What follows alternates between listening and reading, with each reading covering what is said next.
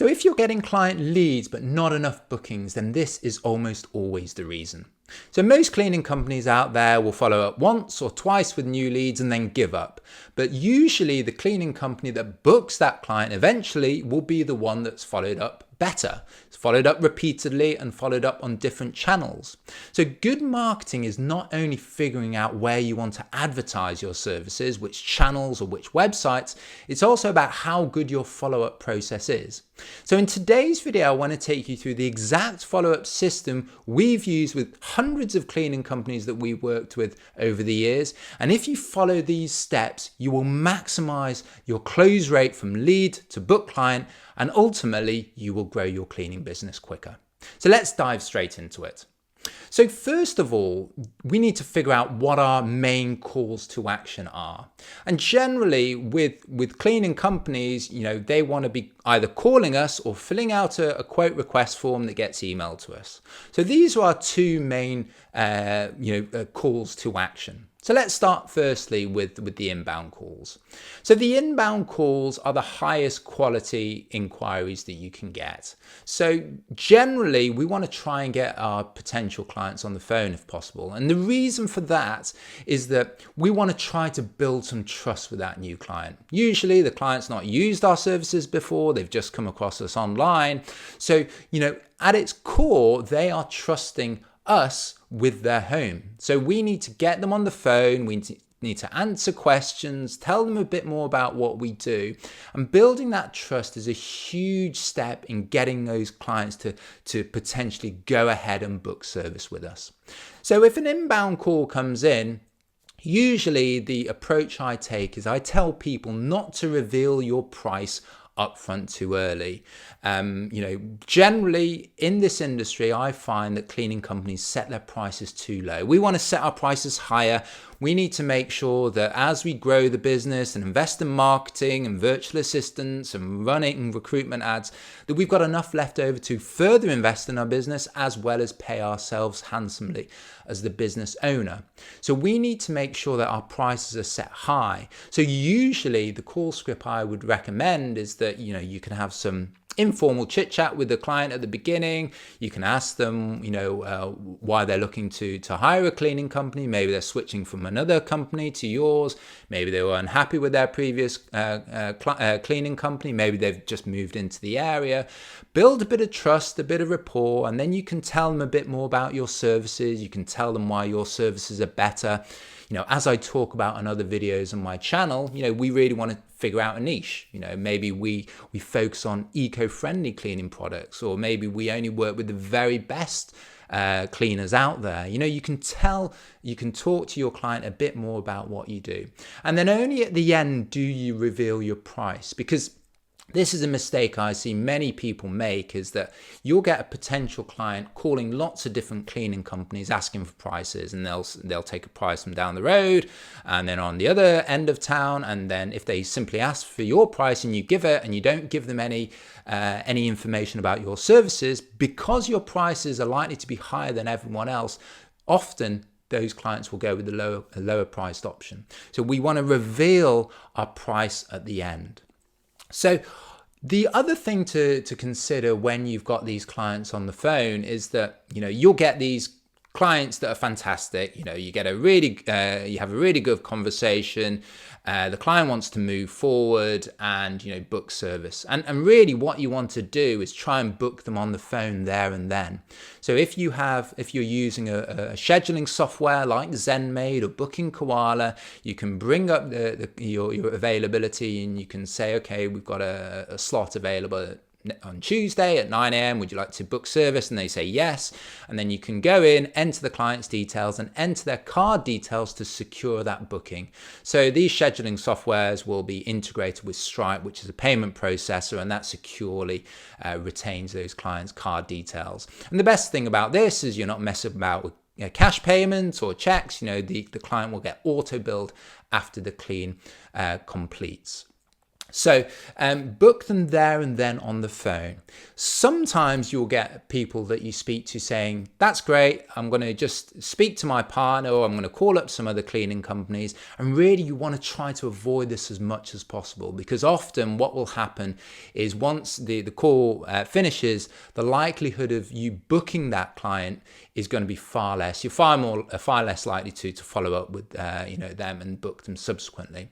So what you want to try to do is to use some sort of coupon code to get them to take action there and then. So a really good way that I see working well is to use a new client coupon code. So you might get a potential client saying, that all sounds great, I just want to call a few people, or I want to, consult, check with my partner. What you should do is just say, okay, completely understand. Just to let you know, we do have a new customer discount, which gets you $20 off your first cleaning. And if you book with me, now we can apply that discount for you. We can book service, and if you decide after speaking to your client you want to cancel, then that's fine. There's no cancellation fee. And by doing this, it often gets those potential clients just to take action and get them in the schedule. So this extra thing can often help well, and particularly with those clients that are wanting to think about it and get some other quotes and get some other ideas and get back to you. But the phone is super important. Often, if you have a great conversation with these wealthier clients, higher paying clients, they will just want it off their schedule. They just want to book service and get on with things. So the next step is the quote request form.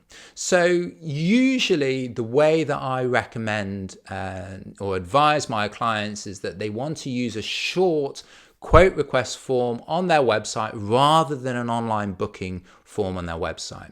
So the difference between the two is the first one is a very simple form. It'll ask for some simple contact details, an email address, a phone number, maybe the size of the property, the zip code, and the call to action will be to request a quote. And the idea is that once that goes in, once that's submitted, that will get sent to the main inbox, the office inbox, and then you can then follow up with the client to get them booked. The other option is to use an online booking form on your website. So the difference between the two is the online booking form allows people to select a specific time slot and to book service by inputting their credit card number details, and that basically shortcuts the need to get on the phone and book them there and then. So the online booking route, it seems to be the much better option. Certainly when I was starting out in the industry, I thought online booking was fantastic. You could book service, make it really easy. You wouldn't have to speak to everyone. But as I said in the last point, the phone is still extremely important. And I think many people underestimate this as a client closing tool. Because if you think about an online booking form on a website for a company that you've never used, asking you to input your credit card details, obviously really sensitive information, the website is having to do an awful lot of heavy lifting. So what I mean by this is that, it will likely, your website will probably need to have lots and lots of social proof, lots of reviews. Maybe they go onto your website and click off and Google you for some reviews, look at your Facebook reviews, see what people are saying about you on Google. So your online presence has to do an awful lot of heavy lifting to get that person to be comfortable enough to have seen what they've seen online to then enter their card details and book them there and then. So 9 times out of 10, I tell people to go down the lead form route, the request to quote route, because you don't need to input your credit card details. People will often much more likely be happy to fill out that form. And the idea is that they fill out the form, the information goes into the inbox, and then what you want to do is get on the phone, call that person as quickly as possible, certainly within the first 5 minutes, because what will happen is that when someone is looking for a new cleaning service, often what they'll be doing is they'll be calling lots of different companies and they'll be contacting them until they find someone that they like, and then they'll book service. So the longer that you leave it from when they request the quote to actually getting back to them, that period they'll be simply calling up different cleaning companies. So the speed of response is really important. As I said, getting them on the phone is imperative. So we want to try and call them back as quickly as possible. And even if you're calling back within 2 minutes, often, people won't pick up. So if they don't, leave them a voicemail, send them a text message, send them an email. And generally what we advise with our clients is to try and find out a time when you can give them a call back. Try to avoid sending them a dollar amount for this. The quote is going to be this price. You want to say, we received your quote request. We just wanted to run through a couple of final details before giving you a quote. When would be a good time to follow up with you? And you can leave your phone number in there, and they'll often call you back, or they might say, okay, I'll finish at work at 5 p.m. Give me a call then. That is the best thing to do, to try and get these people on the phone. So speed of response is important. Following up by different channels is important. Phone, email, text message, depending on where that client is. Maybe they're out and about and they can take calls, or maybe they're in the office so they can't speak, but they can communicate by email. So we want to follow up by different methods as well. So if by the end of the day you've still not heard back from that client, I would be giving them another call back, just saying, just wanted to follow up just before we close for today, and see if you can get through. And if you still don't get through, I would be following up probably for the next few days. And what is a good way to do this is not to use the same message every day. So not to say, when can I call you back, or when is a good time to speak? What you might do is the next day you might send them a link to your fantastic Google reviews, and the week after, the day after that, it might be to your frequently asked questions on your website. Day after that, you might send them a coupon code. So you get the idea. We're following up with our client. We're telling them that we're available. We're telling them we received the quote request and we're available to speak, but we're not doing it in a repeatedly same manner. We're not going to irritate them by doing that. So follow up repeatedly. Often you'll find that coupon code, if you put a timing expiry, can often get these people to book service. You might say, okay, here's a $20 code. If you book by the end of the day, just give us a call back. Often you'll get people calling back there. And again, if you don't hear back from those people, what you want to do is put them on a monthly email list.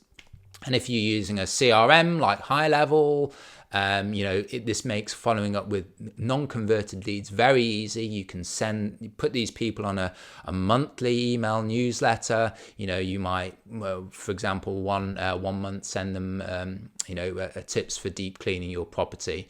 Another, it might be, a testimonial from one of your clients. Another one, it might be a coupon code for the holiday season. So you'll be amazed that, when you get people going onto your email nurture list, you will get some people booking service further down the line, 2-3 months. Maybe they got tied up with work, or maybe they had to attend to some family matter and, cleaning wasn't their priority, but they kept seeing your emails and then got back to you. So, rather than jumping on Google again and doing the search and finding cleaning companies, because you've been emailing every month, they'll probably likely come back to you to book service as well.